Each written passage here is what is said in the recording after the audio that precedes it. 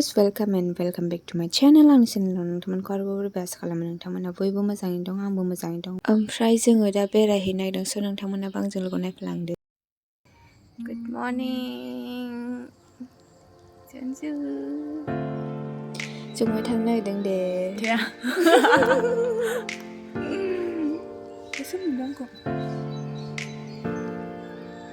खयथा जाखो?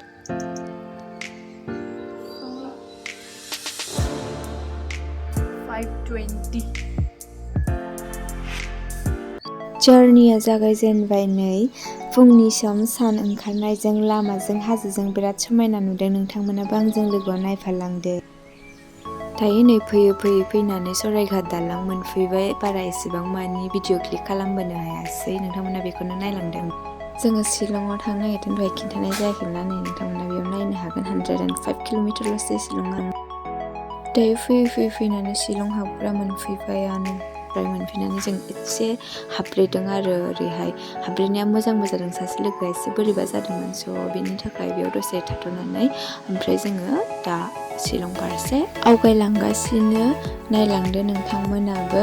ओमफ्राय नै बियो जाहैबाय वान अफ द बेस्ट लामा बियो आंनि थाखाय। शिलंआव थाङोबा बिराद मोजां मोनो, आं बे लामाखौ बिराद फसायो। नोंथांमोनाबो इन्जय लाफादो आंजों बे लामाखौ, मानोना बांसिन लामाखौसो क्लिक खालामनाय जादों। दस्रा भिडिअ बांसिनानो लानाय जायासै आरोना। नोंथांमोना बेखौनो नायलांदो।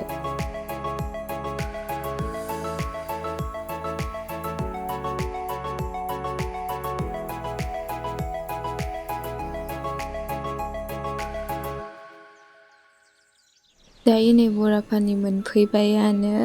ओमफ्राय आङो शिलंआव फैदोंब्ला फार्स्ट फैनाया कलेजनिफ्राय पिकनिक जानो थाखाय बे बराफानियावनो फैदोंमोन आरो।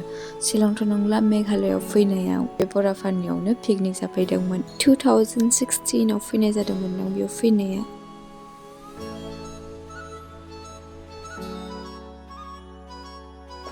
वाव, जा मोजां नुदोंना जायगाखौ, नायदो नै मोजांथार। ओमफ्राय बियो जाहैबाय सिटी हट फेमिलि धाबा। जों बेयाव जानो हाबदोंमोन, मानोना लान्च खालामाखैमोन। डाइरेक्ट फैनानै उखैबायमोन नालाय जोङो बेयावहाय जानो थाखाय हाबबाय आरो। ओमफ्राय बारा एसेबां मानि भिडिअ क्लिक खालामनाय जायासै, बेनिखायनो नोंथांमोना फट'खौनो नायदो आरो।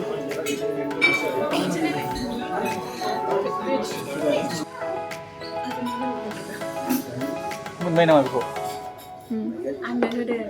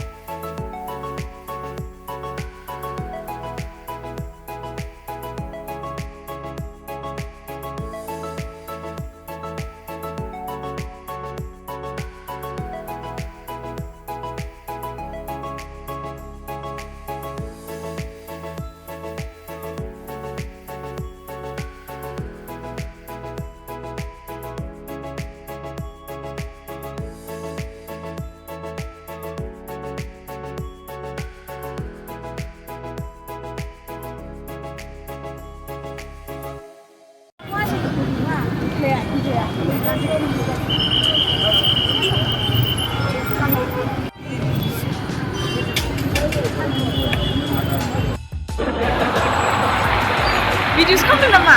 माथो जाखो? जों दा कलेज बाजाराव दङ। माखासेफोरा ड्रेस बायनो नागिरदों, आं लानाय जायासै आरोना। बेरायबाय, खम बुस्थुबो मोनो, मोजांबो मोनो। आंनि भिडिअखौ बेयावनो एन्ड खालामनाय जासिगोन।